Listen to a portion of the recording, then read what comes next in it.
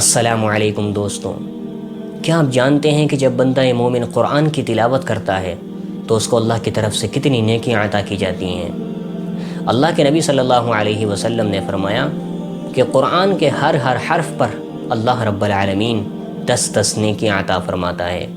اور آپ نے فرمایا کہ میں یہ نہیں کہتا کہ الف لام میم پورا ایک حرف ہے، بلکہ آپ نے فرمایا کہ الف علیحدہ ہے، لام علیحدہ حرف ہے اور میم ایک علیحدہ حرف ہے۔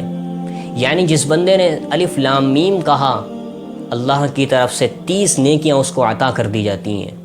سبحان اللہ، کتنا بڑا انعام ہے۔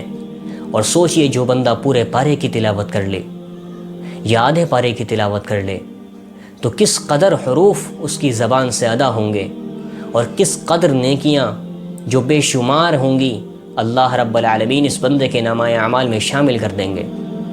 کوئی حد نہیں ہے، کوئی گنتی نہیں ہے۔ لیکن یہ فضیلت صرف اس شخص کو حاصل ہو سکتی ہے جو قرآن کی تلاوت کرے۔ لیکن آج بڑے افسوس سے کہنا پڑتا ہے کہ قرآن سے ہمارا رشتہ تقریباً ٹوٹ چکا ہے۔ ہمیں یاد نہیں رہتا کہ قرآن کی تلاوت بھی کوئی چیز ہے۔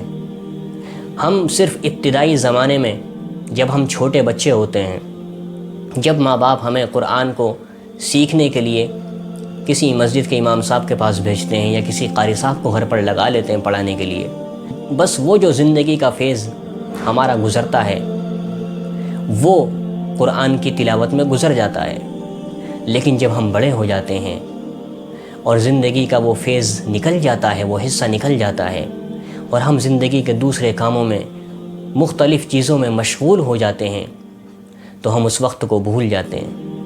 ہم بھول جاتے ہیں کہ قرآن کی تلاوت بھی کوئی چیز ہے، ہم بھول جاتے ہیں کہ اللہ کا ذکر بھی کوئی چیز ہے، ہم بھول جاتے ہیں کہ اللہ نے اپنے آخری پیغمبر پر سرکار دو عالم صلی اللہ علیہ وسلم پر اپنی آخری کتاب قرآن مجید کو نازل فرمایا اور اس کے اندر پورا مکمل زندگی کا دستور ہمیں عطا فرما دیا۔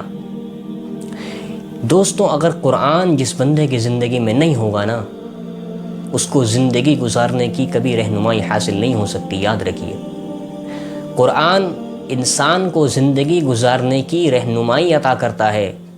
قرآن کے اندر اللہ تعالیٰ نے قیامت تک آنے والے حالات کا حل پوشیدہ رکھا ہے۔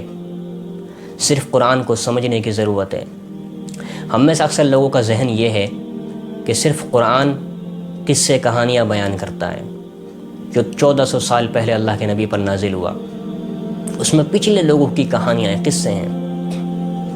یاد رکھیے، یہ قرآن کسی عام انسان کا کلام نہیں ہے بلکہ اللہ رب العالمین کا کلام ہے۔ اور اللہ تعالیٰ نے قرآن میں کوئی ایسا قصہ، کوئی ایسی کہانی نازل نہیں کی جس کا ہماری زندگی سے براہ راست کوئی تعلق نہ ہو۔ یاد رکھیے، آزما لیجیے قرآن کے جو قصے قرآن میں بیان کیے گئے ہیں نا، تفسیر کی کتابیں اٹھائیے، قصوں کو علماء اکرام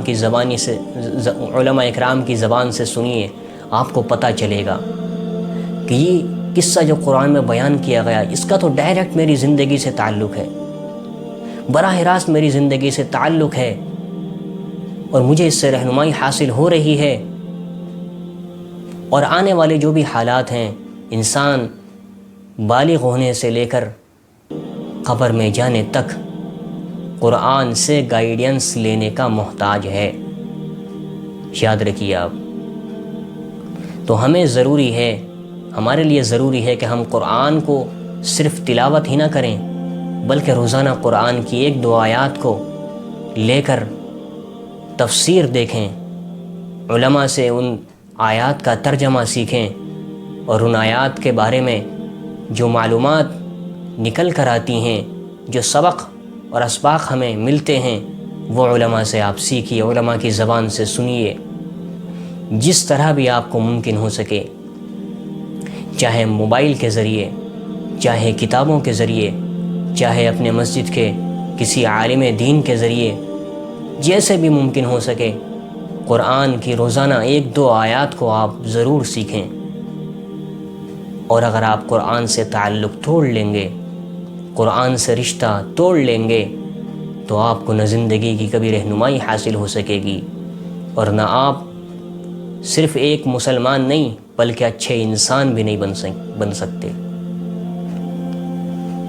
اللہ تعالیٰ سے دعا ہے اللہ تعالیٰ ہمیں قرآن کی تلاوت کرنے کی توفیق عطا فرمائے اور قرآن کو صحیح معنی میں سمجھنے کی توفیق عطا فرمائے، اور ہمارے ذریعے سے اللہ تعالیٰ اس معاشرے کو بہترین معاشرہ بنائے، آمین یا رب العالمین۔